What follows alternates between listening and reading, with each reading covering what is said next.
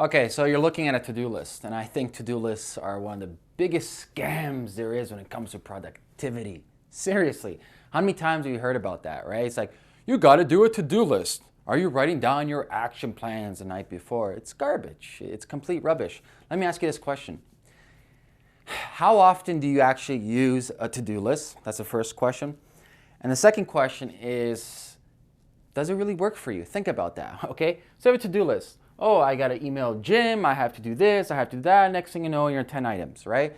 And then sometimes you don't get to finish all the items and they compound on the next day. So if this is Monday, compounds on a Tuesday, then a Wednesday, then a Thursday. And there's no actual guidelines in to-do lists. They just put down random stuff on a piece of paper and pray to God somehow it works. Well, I'm here to tell you right now that the to-do list is about to die. Goodbye. And I'm introducing to you to something much better, okay? I like to call this the outcome list, okay? Way better. It's like the to-do list did an ayahuasca trip and it's like, oh man, I need to evolve. And now it became the outcome/results list, okay? So we all know what a traditional to-do list is. Monday, put down random stuff. This is how an outcome list looks like, okay? So we got outcome or results, whatever you want to call it, okay? It's going to be 2 columns. Get this one over here, 2 columns, black. On the right-hand side is your outcome. So instead of action, it's outcome, okay? Now, before you begin, this is really, really important. Gary Keller talks about this in the one thing. It's like, first you have to identify your outcomes for the week. Don't think about the outcomes for Monday. So I always like to plan on the Sunday night. It's like, okay, what is my outcome for this week? My outcome is, get in contact with X amount of people. My outcome is X amount of signatures, etc. So figure out your outcome for the week. Once you have the master outcome, break that down into outcomes in the day. And this is how you're going to compound. Monday compounds into Tuesday. Wednesday, therefore, your weekly outcome is done. Therefore, your monthly. Therefore, your yearly. Therefore, your 5, decade, and so forth. Okay? So once you figured out that weekly outcome, okay?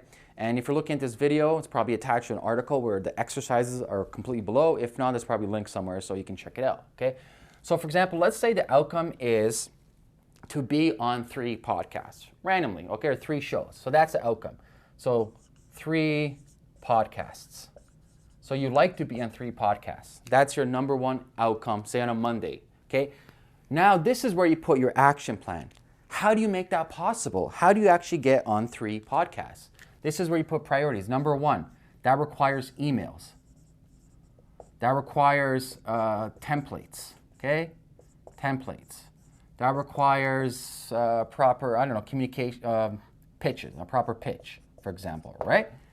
So these are the action items or action steps necessary to accomplish your outcome.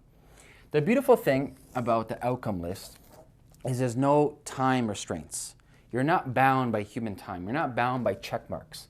All you care about is your outcome. And this is why it's actually really, really important to have your number 1 outcome at the beginning. The whole willpower thing is absolute bullshit. It's like gasoline. You have a lot of willpower in the morning, so use it wisely, okay? The force is with you, but you got to use it wisely or else it's going to screw you up. So you make sure your outcome, the one that you need to get done for that day, is number 1. And I would definitely not go no more than 3 action items per the outcome because your mind can't handle more than 3, just too much, okay? So this is a simple list, man. So after this, what you do, for example, this is your first outcome priority. Second outcome can be like, hey, gym. That's your outcome. Gym, heart racing, for example.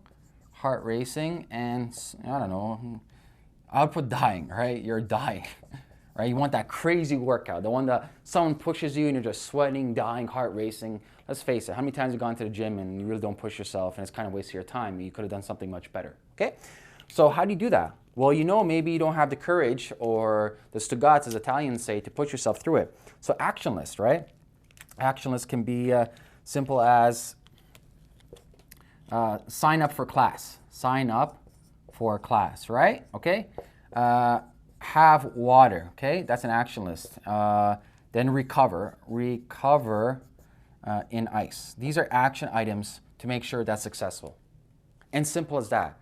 When you apply the outcome list instead of the to-do list, you're freeing up your time because you're really pausing and really figuring out what's more important for you in that week. Instead of just doing random shit and thinking, you know, I'm going the right way, this is more organized. This actually feeds on the dopamine pathways. This feeds on actual instant gratification, which I've talked about plenty in my other videos. So really focusing on this, and this really simplifies your life because this is your end goal, this is how you get there. This is your end goal, this is how you get there. Okay, simple as that. So I want to know if you've actually used the outcome list before. If you have, comment below, let me know how it works for you. In fact, let me know if you've used to-do lists before and be honest with me. Tell me if they work for you. If they do, cool. If not, let me know what you don't like about them. And finally, if you haven't done already, subscribe to my channel and have a great day. Talk to you soon.